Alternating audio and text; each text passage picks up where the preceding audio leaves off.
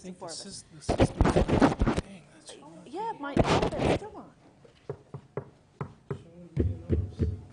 Yeah, it's still on. No, it's off. Nope. Watch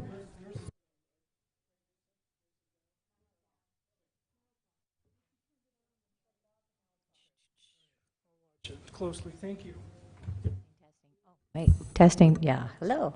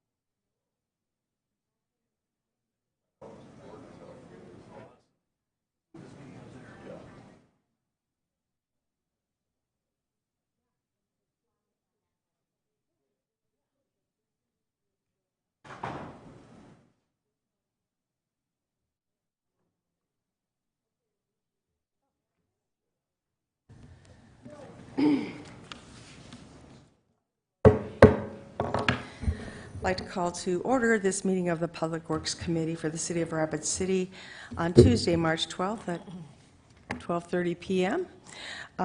First order of business is roll call and determination of quorum. Shannon? Scott? Drew?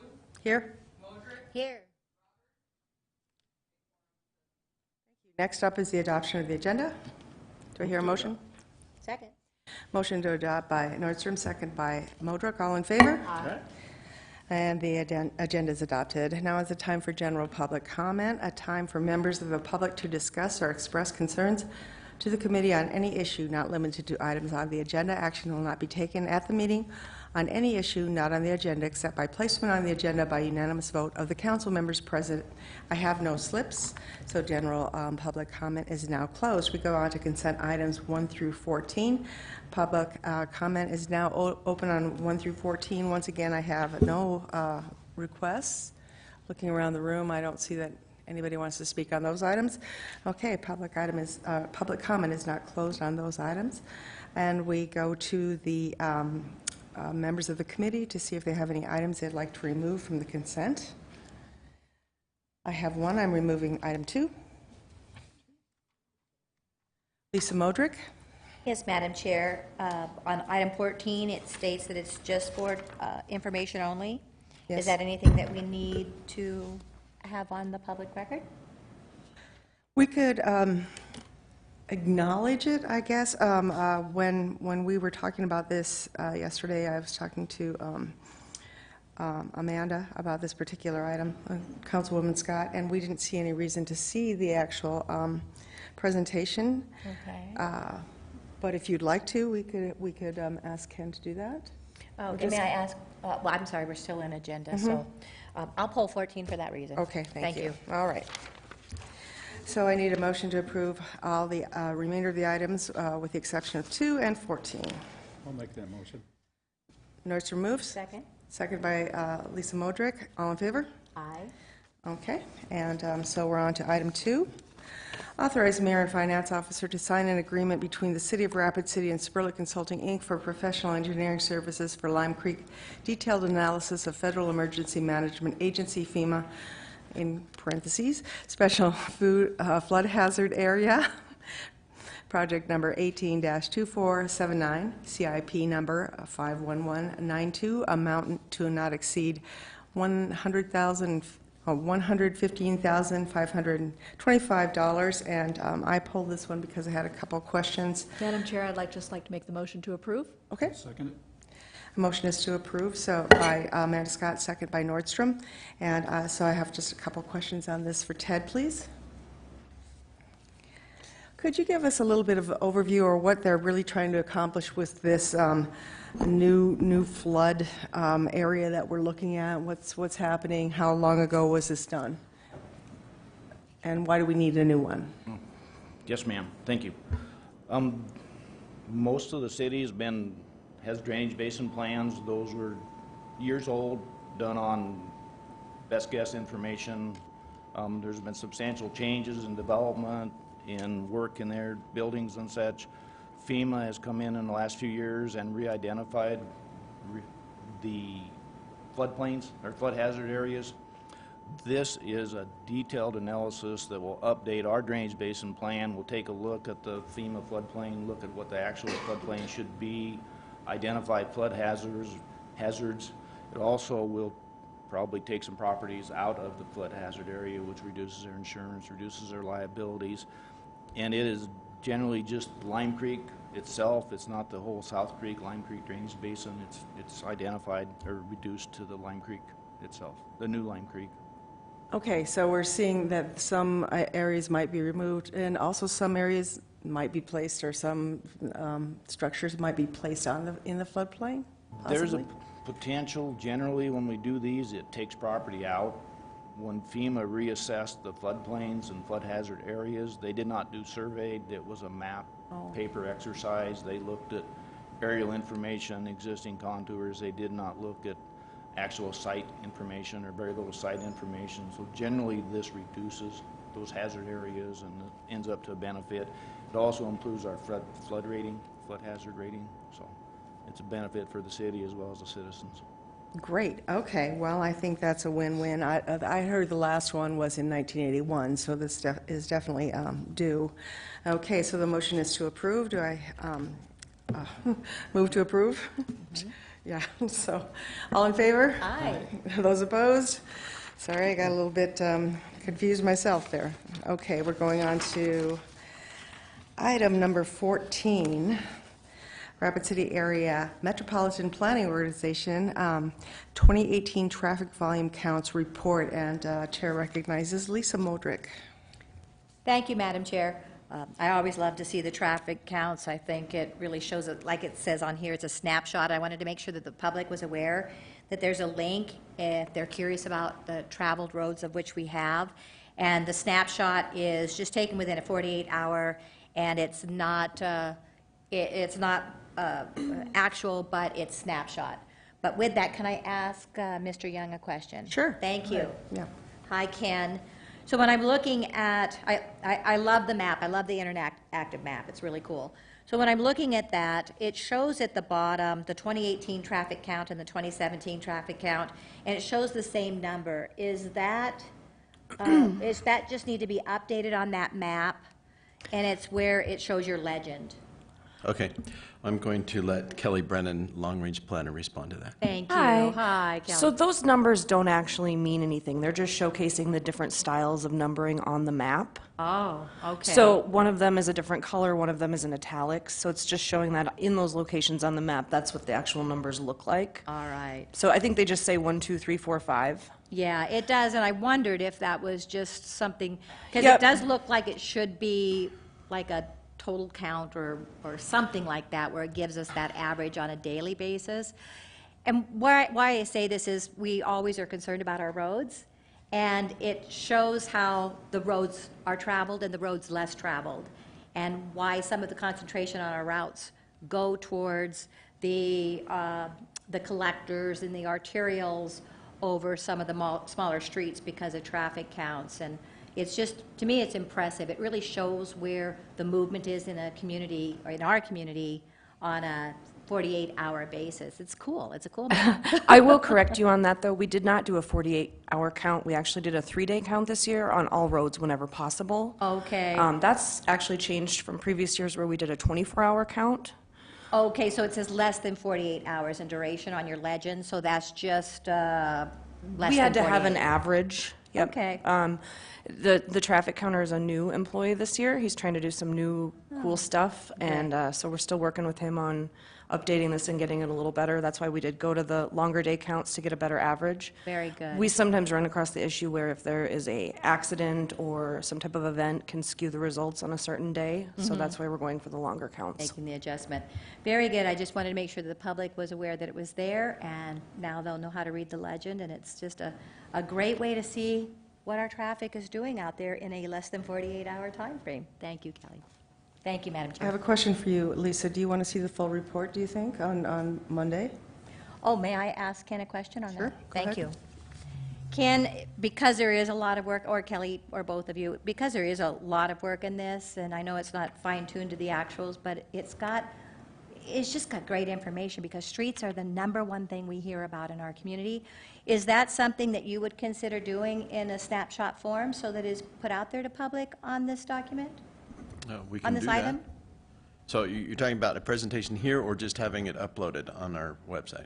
Yeah, at City Council, maybe just a short one, just so it addresses this and allows the public to know that it's available.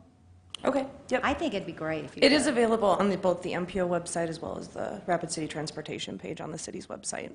Do you feel like it needs a report? Just for We public? can try to do a presentation there. You know, it's a pretty basic document. There's not a lot of additional information aside from what's Traffic already counts been- for us on the main roads. We is- can do a is- real quick But we can put PowerPoint something with together. some highlights. Thank you. Thank you, Madam Chair. Thanks for doing that for us. All right, thank you. We'll make a note of that on the agenda for Monday. Chair recognizes Amanda Scott. Thank you, Madam Chair. I'd like to make the motion to approve and retain the floor if I can get a second. Motion to approve by Amanda Scott, second by Modrick, and please take Thank you, your Madam Chair. time. And a couple housekeeping things. So the current motion is to approve, now that I've got a second. If you want this off the agenda in order to have that presentation, someone should probably make the motion to send to council without recommendation, because then it would be off the consent calendar, and then that, otherwise, someone is going to have to remember to pull this and ask for the report. You want to do a friendly amendment? I'll let someone, but, okay? So I'm just doing the house cleanings. Thank you, Okay. Lisa. You're making me tongue-tied just trying to explain the house cleaning rules here for our agenda. And then with that said, Madam Chair, so the current motion is to approve, and I do have a second. May I ask a couple follow-up questions? Sure. So, Kelly, only because this item was pulled, and Alderwoman Drew had already said that we had talked about this between her and I at agenda review, and my opinion was that it didn't need a presentation. The only reason I had said that, and for you to clarify, this is done every year. Correct. Were there any surprises in the counts between last year and this year? Nope. We always have some anomalies due to construction. We always have some weird ones that we can't really figure out why the counts are the way they are. This year, as well as last year, the same 4 street segments had over 30,000. That's been consistent for the last few years. We did see a little uptick in the amount of segments that were over 20,000 vehicles per day. When we averaged out all the percentage changes, we got a 5% change, which is consistent with how it's been every year as well. So there's nothing in here that's drastic. It's just a report we put out once a year. Thank you, Kelly. And with that said, that's why I'm going to revert back to my house cleaning item, is that even though there is no significant change, and I just want to say I am in support that as new council members, if you want this brought up, because I believe Alderwoman Modrick brought up a very valid point, streets and the care and maintenance of our streets is very important to the majority of our citizens. So I would support a different motion and to send it to council without recommendation, but the reason I did make the motion to approve is for that reason, is that there really are no surprises between last year's report and this year's report. Thank you, Madam Chair. I yield. Thank you. Chair recognizes Richie Nordstrom. Thank you, Madam Chair. First, let me make that motion to send to council without recommendation. Just going to retain the floor. Excuse me. Motion by Richie to send to council without recommendation, second by Modrick, and retain the floor. Go ahead, Richie. Thank you. A lot of folks use this data. Primarily, what I'm interested in, and I'll wait for the presentation on it, and because a lot of people are using this data. Primarily right now, the interest in a grocery facility or grocery store on the north side of Rapid City is of great interest for the community, and I know a lot of people are anxious to see those numbers and what kind of people drive by a certain location. So I think that'll be a valuable information for the people that are not only developing, but people that might be interested in setting up a grocery store on the north side of Rapid City. So hopefully we'll be able to attract some new business up in that area as well. Thank you. I yield. Seeing no further lights, the motion is to send to council without recommendation. All in favor? Aye. Are those opposed? And so the motion, and, okay, right. And with Amanda Scott voting no. All right, and it goes to council without recommendation. All right, we'll go on to the non-consent items now. Items 15, we only have one item. I don't have any slips of anybody that wants to speak on this item, so that brings us to the council. This is a request from BML Properties LLC for a variance to waive the requirement to install sidewalk along Seeger Drive and Taggart Road, Rapid City, per city ordinance 12.08.060, and the chair recognizes Amanda Scott. Thank you, Madam Chair. I'd like to make the motion to deny the variance, to uphold staff's recommendation to deny the waiving of installing the sidewalks. Okay. If I can get a second. Sure. Second. Nordstrom seconds. Scott moves to deny. Thank you, and may I retain the floor? Yes. Thank you. The only reason I'm making this motion is that, as I've said several times, I know that the direction of the city council over the last few years has been to increase the pedestrian sidewalks where applicable in our area. And so without some really geographical reasons not to install this sidewalk, since the building permit was pulled, this would be the time to go ahead and install those sidewalks. Thank you, Madam Chair. Chair recognizes Richie Nordstrom. Thank you, Madam Chair. 4 quick bullet points on this. By the way, do you have a motion?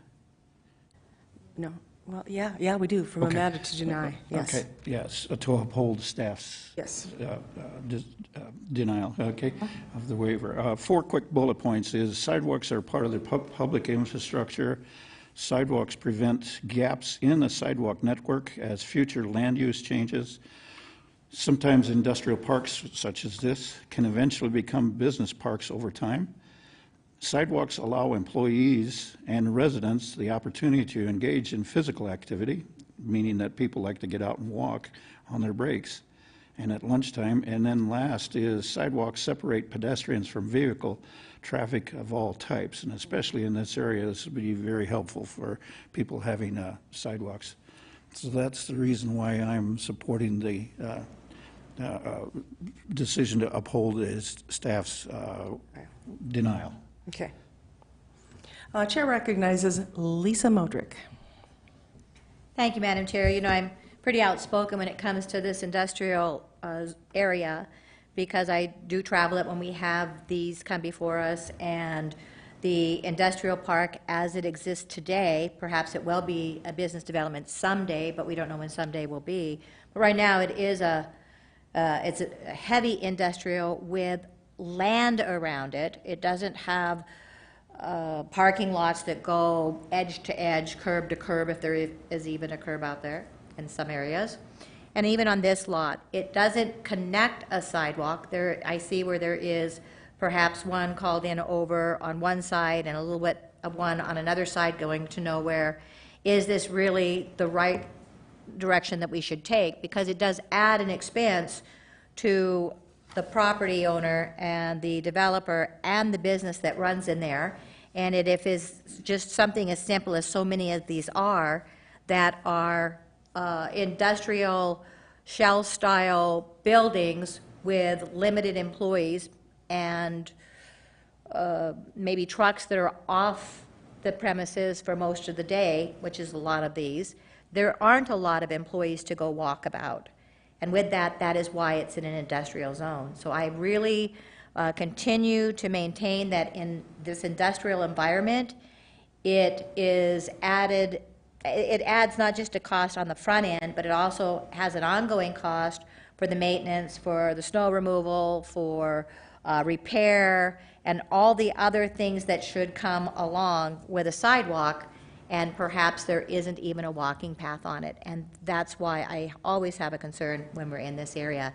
And I know we don't have anybody speaking against it today, and so I may do so just to make sure we bring it before City Council and have those conversations. Thank you. Thank you. Chair recognizes Richie Nordstrom. Thank you, Madam Chair. Mr. Johnson, a question for Mr. Johnson, if I may. Ted, do you recall this property in this area of the council waiving sidewalks? Do you have any list of the properties that we've waived so far to address the issue of making connections up there so that we are not getting these sidewalks to nowhere, and which is kind of addresses that need for making that connection? And I think I'll stop there and then let you address that point. Thank you. I do not have a list of the ones that have been granted variances, written list. Several of these properties were built on and developed before the ordinance was changed that required sidewalks, and they haven't expanded or pulled building permits that have required that discussion. There have been several of the properties developed since then, and looking at this, I would say there's been 6 or 7 that have been granted variances by council to not install sidewalk. There's also 8 or 10 of them that have put in sidewalk in compliance with the ordinance, so it's kind of mixed. It's probably a little less than half that don't have sidewalks that were granted variances. But I can provide that information. I did not look that up. Yeah, if you can have that available for Monday night, that would be much appreciated. And then what I'm also looking at is to have that ability to make those connections with properties that have sidewalks and then jumping over properties that do not have sidewalks to get to another sidewalk. It would be helpful information as well. And then I understand we've got some money set aside, or could have some money set aside, so that could call in sidewalks as well. So if that's the case, if that is true, then could we send a letter to those properties that are in between, the lots that are in between sidewalks? And then we can send. Madam Chair, may I ask a point of order on Alderman Nordstrom's question? Yes, you may. Thank you.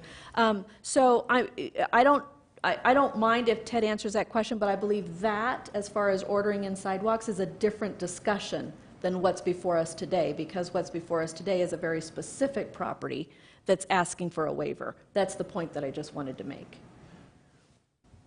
If I can get an answer from Ted. I don't mean... I'm going to allow Ted to answer that question, and then we'll just discontinue this part of the conversation.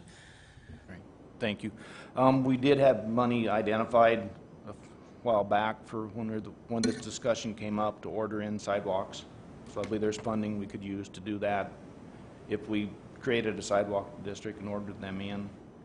I would say we would need, or council would need to take action to order those in. I'm pretty sure if we just sent letters, we would get the same response that, no, not unless you make us. So I think that is a different discussion. I believe you would need. Thank you, Mr. Johnson, and thank you, Madam Chair, for allowing him a little latitude on this. So I think this is something that needs a little bit further discussion, and if we need to, take it up at a different time. So whenever that opportunity comes available, let's have just a little bit deeper discussion on that. So thank you. Again, thank you for the latitude. I have a few comments I'd like to make too.